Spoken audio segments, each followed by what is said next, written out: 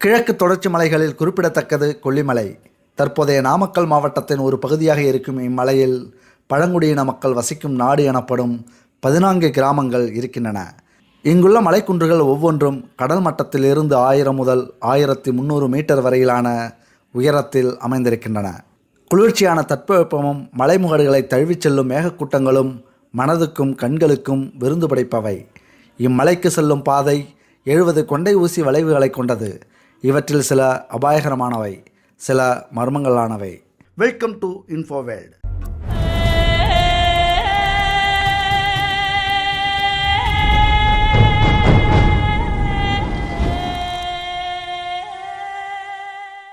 இங்குள்ள அறப்பளீஸ்வரர் கோவில் சோழர் காலத்தைச் சேர்ந்தது. புலவர்களால் பாடப்பெற்றது. கொல்லிமலையும் சங்க இலக்கியங்களில் பாடப்பெற்ற மலையே. இதை ஆண்ட வல்வில் ஓரி கடையெழு வள்ளல்களில் ஒருவன். அவனது வீரமும் கொல்லிமலையின் இயற்கை வளமும் சங்கப்பாடல்களில் இருக்கின்றன. ஆள் நடமாட்டம் இல்லாத கோவில்களும் ஆசிரமங்களும் மூலிகை சிகிச்சை மையங்களும் நிறைய இருக்கின்றன. கொல்லிமலையின் இரகசியங்களில் முக்கியமானது கொல்லிப்பாவை சித்தர்கள் தவம் செய்யும்போது இடையூறு செய்த அரக்கர்களை விரட்டுவதற்காக உருவாக்கப்பட்டதே கொல்லிப்பாவை என்ற நம்பிக்கை இப்பகுதி மலை மக்களிடம் இருக்கிறது. அங்குள்ள வனம் அடர்த்தி குறைந்தது. காட்டுப்பன்றியும் குரங்குகளும் மட்டுமே பிரதான விலங்குகள். கரடி இருந்ததாக ஓரிருவர் கூறுவதுண்டு. கொல்லிமலை சிங்கம் என்றொரு சினிமா கூட சமீபத்தில் வந்தது. அதை பார்க்கும் யாராவது கொல்லிமலையில் நிறைய சிங்கங்கள் திரிவதாக நினைத்து கொள்ளக்கூடாது என்பதற்காகவே இந்த தகவல். கொல்லிமலையின் முக்கிய கிராமமான செம்மட்டில் வல்வில் ஓரியின் சிலை இருக்கிறது. இந்த சிலைக்கு மாலை போட்டால் பதவி பறிபோய்விடும் என்ற ஒரு மூட நம்பிக்கை எப்படியோ பரவிவிட்டது. அதனால் கொல்லிமலையில் வல்வில் ஓரி விழாவுக்கு சென்றாலும் சிலைக்கு மாலை போடாமல் பயந்தடித்து ஓடுவது அரசியல்வாதிகள் வழக்கம். ஒரு சில கலெக்டர்களும் அவ்வாறே ஓடியிருக்கிறார்கள். இத்தனைக்கும் அது ஒன்றும் பழங்கால சிலை கூட இல்லை. சில தலைமுறைகளுக்கு முன் நிறுவப்பட்டதே.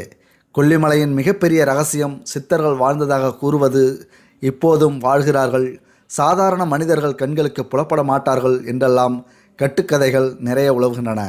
அதை அங்கு வசிக்கும் மலை மக்கள் பலர் நம்புகின்றனர். இங்குள்ள சுற்றுலா அம்சங்களில் குறிப்பிடத்தக்கது ஆகாய கங்கை நீர்வீழ்ச்சி. படிக்கட்டுகளில் இறங்கிச் சென்றால் நீர்வீழ்ச்சியின் அழகை ரசிக்கலாம். முன்பெல்லாம் சரியான படி வசதியின்றி மக்கள் சிரமப்பட்டனர். இப்போது பிரமாதமான படிகள் அமைக்கப்பட்டு விட்டன. கலெக்டராக சுந்தரமூர்த்தியும் அவரை தொடர்ந்து சகாயமும் இருந்தபோது கொல்லிமலை மேம்பாட்டுக்காக பெரும் முயற்சி எடுத்தனர். ஏரி கூட அமைக்கப்பட்டிருக்கிறது. ஊட்டி கொடைக்கானல் போல அல்லாமல் நெரிசலற்ற அமைதியான மலைவாழிடம் இது. தங்குவதற்கு விடுதிகள் இருக்கின்றன. சேலம், நாமக்கல், ராசிபுரம், சேத்தமங்கலத்தில் இருந்து கொல்லிமலைக்கு அரசு போக்குவரத்து கழக பஸ்கள் இயக்கப்படுகின்றன. கொல்லிமலையில் பாக்சைட் மணல் எடுக்க அனுமதி வழங்கியதுதான் அதன் சுற்றுச்சூழலுக்கு பெரும் கேடாக அமைந்துவிட்டது. அதிகாரிகளையும் அரசியல்வாதிகளையும் கையில் வைத்துக்கொண்டு பல இடங்களில் மலைமுகடுகளை மொட்டையாக்கி விட்டார்கள் இந்த மணல் கொள்ளையர்கள். சமீப ஆண்டுகளில் மக்கள் மத்தியில் ஏற்பட்ட விழிப்புணர்வு காரணமாக நிலைமையை மோசமாகாமல் தவிர்க்கப்பட்டிருக்கிறது. கொல்லிமலையில் இரகசியங்கள் ஏராளம்.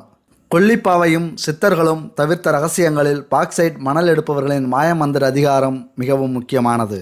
கொல்லிமலை இந்தியாவின் தெற்கு பகுதியில் உள்ள தமிழ்நாட்டின் நடுப்பகுதியில் நாமக்கல் மாவட்டத்தில் அமைந்துள்ள ஒரு சிறிய மலைத்தொடராகும். 1000 முதல் 1300 மீட்டர் உயரமுள்ள இம்மலைத்தொடர்ச்சி 280 சதுர மீட்டர் பரப்பளவை கொண்டது. இங்கு வரும் சுற்றுலா பயணிகளின் எண்ணிக்கை குறைவாகவே இருப்பதால் கொல்லிமலை இன்றும் இயற்கை அழகுடனே விளங்குகிறது. பழந்தமிழ் காப்பியங்களான சிலப்பதிகாரம், மணிமேகலை, புறநானூறு, ஐங்குறுநூறு முதலியவற்றில் கொல்லிமலையை பற்றிய குறிப்புகள் உள்ளன. சுமார் கிபி 2000 இந்த பகுதியை கடையெழு வள்ளல்களில் ஒருவரான வல்வில் ஓரி ஆண்டு வந்தான். தமிழ்நாட்டில் குறிப்பிடத்தகுந்த மலைகளில் கொல்லிமலையும் ஒன்று. நாமக்கல் அருகிலுள்ள கொல்லிமலையில்தான் எல்லா சித்தர்களும் யோகம், ஞானம், மருத்துவம் போன்ற அரிய கலைகளை சிவபெருமான் தலைமையில் நந்தி தேவரிடம் பயிற்சி எடுத்தனர் என்பது ஐதீகம். இந்த மலையில் ஆயிரக்கணக்கான மூலிகைகள் உள்ளன. இதனால் கொல்லிமலையை மூலிகை மலை எனவும் அழைப்பார்கள். அடுக்கு அடுக்காக அமைந்திருக்கும் இந்த மலையின் நடுவில் ஒரு அருவி பாய்ந்தோடுகிறது. இந்த அருவி எங்கிருந்து வருகிறது என்பது யாருக்கும் இதுவரை தெரியாது. இந்த கொல்லிமலையில்தான் 18 சித்தர்களும் சிவபெருமானை குருவாக ஏற்று செய்த குருமுப்பு என்ற மருந்தை தயாரித்தார்கள். இந்த முப்பு மருந்து நரை, திரை, மூப்பை மாற்றும் வல்லமை பெற்றது. இந்த குருமுப்பு மருந்தின் ஒரு பகுதியை 18 சித்தர்களும் தங்கள் மருத்துவ பணிக்கு எடுத்துக்கொண்டு மீதியை கொல்லிமலையிலேயே அரங்கப்பமன் கோவில் அருகில் சித்தர்களின் தவசக்தியால் ஒரு பெரும் பள்ளத்தில் வைத்து அதன் மேல் பெரும் பாறையை மூடிவிட்டதாக கூறப்படுகிறது. அதற்கான அடையாளமாக அந்த கோயிலின் முன் குறிப்பிடப்பட்டிருக்கிறது.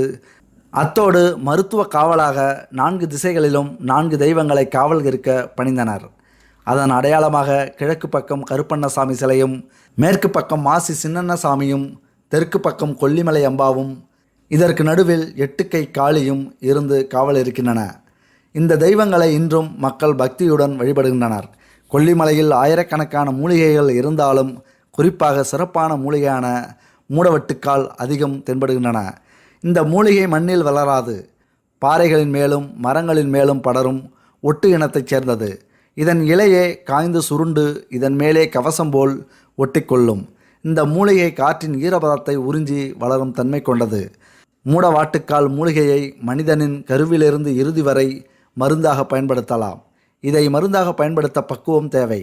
கருப்பை வளர்ச்சி முதல் சிறுநீரகம் சிறுத்து போதல், உள்ளுறுப்புகள் சுருங்காமல் இருக்கச் செய்யும், புற்றுநோயை போக்கும், அதோடு எல்லாவிதமான வாதம், பித்தம், சுலோத்தம நோய்களை சமநிலைப்படுத்தி உடல்நிலையை பக்குவப்படுத்தும். மூடுவட்டுக்கால் மூலிகையை பதப்படுத்தி மருந்தாக செய்ய தெரியாதவர்கள் இதை சூப் செய்து சாப்பிடலாம். மூடுவட்டுக்கால் மேல்தோலை சீவி பொடிப்படியாக நறுக்கி சிறிது மஞ்சள் பொடியும் உப்பும் போட்டு வேக வைத்து பிறகு வடிகட்டி அந்த மூலிகை சாறை தினசரி 2 வேளை குடித்து வந்தால் அனைத்து நோய்களும் நீங்கிவிடும். ராஜ உறுப்புகள் பலப்பட்டு ஆயுள் விருத்தியாகும். கொல்லிமலையில் 18 சித்தர்கள் வாழ்ந்த தவம் செய்துள்ளனர் என்பதற்கு அடையாளமாக கோரக்கர் குகை, ஔவையார் குகை, பாம்பாட்டி சித்தர் குகை, கோரக்கர் யாக குண்டம் போன்ற பல சித்தர்கள் வாழ்ந்த அடையாள இடங்களும் இருக்கின்றன. கோரக்கர் குண்டத்தில் காடை சம்பா அரிசி, கருங்குருவை அரிசியில் நெய் பொங்கல் வைத்து கரும்பு வெல்லம் வைத்து படைத்து பக்தியோடு யாகம் செய்து பிறகு சிறிது தூரத்தில் உள்ள கூட்டாற்று மூலையில் தங்கினால் இன்றும் அன்று இரவு சித்தர்கள் ஜோதி ரூபத்தில் காட்சி தருவார்கள் என்ற நம்பிக்கை உண்டு. இதை பலர் ஓலைச்சுவடியில் பார்த்து முறையாக பூஜை செய்து கண்கூடாக கண்டிருக்கிறார்கள். அது நிரூபிக்கப்பட்டிருக்கிறது. இன்றும் கொல்லிமலையில் அரங்கநாயகி உடனுரை அருப்பளீஸ்வரர் ஆலயத்தில் தினசரி 18 சித்தர்களும் காலை நேரத்தில் ஜோதி வடிவாக வந்து சிவனை வணங்கி செல்கின்றனர். இதை உண்மையான பக்தியோடு வணங்குபவர்கள் கண்களுக்குத்தான் ஜோதி வடிவான சித்தர்கள் காட்சி தருவார்களாம். கொல்லிமலையில் பல இறை அதிசயங்கள் அடங்கியுள்ளன. இதை முழுமையாக அறிந்தவர் தெரிந்தவர் எவரும் இல்லை.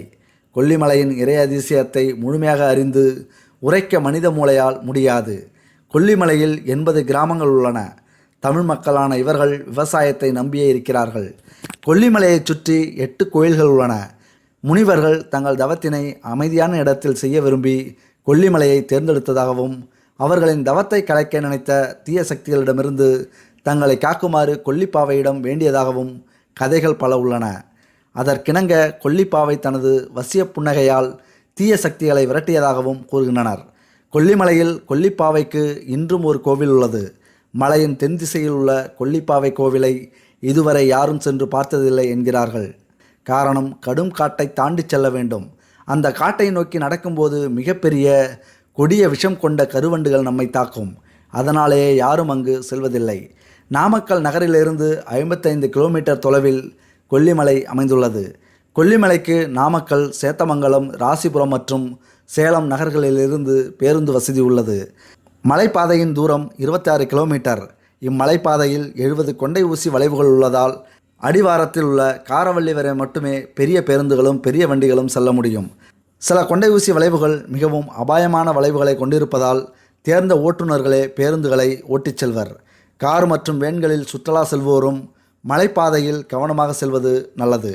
இறை அதிசயமும் வீரியமுமான மூலிகைகளும் நிறைந்த கொல்லிமலை நீர்வளமும் நிலவளமும் நிறைந்தது. ஆன்மீக சிறப்பு வாய்ந்த கொல்லிமலையில் இன்னும் பல அதிசயங்கள் புதைந்து கிடக்கின்றன. சித்தர்கள் இங்கு நிகழ்த்திய அற்புதங்களையும் வீரியமான மூலிகைகளின் ரகசியங்களும் எவ்வளவு இருக்கின்றன என்று சொல்லி மாளாது. இந்த கொல்லிமலையில் பல வினோதமான சம்பவங்கள் நடந்திருப்பதாகவும் குறிப்பிடப்படுகிறது. கொல்லிமலையில் உள்ள கொல்லிப்பாவை என்ற 8 கை அம்மன் மற்றும் அங்குள்ள சித்தர்களினாலே மர்மங்கள் நடைபெற காரணம் என்றும் சொல்லப்படுகிறது. இங்கு சித்தர்கள் வாழ்ந்த குகைகளும் அதிகமாக காணப்படுகிறது. கொல்லிப்பாவை என்ற கடவுள் கொல்லிமலையை பாதுகாக்கின்றது.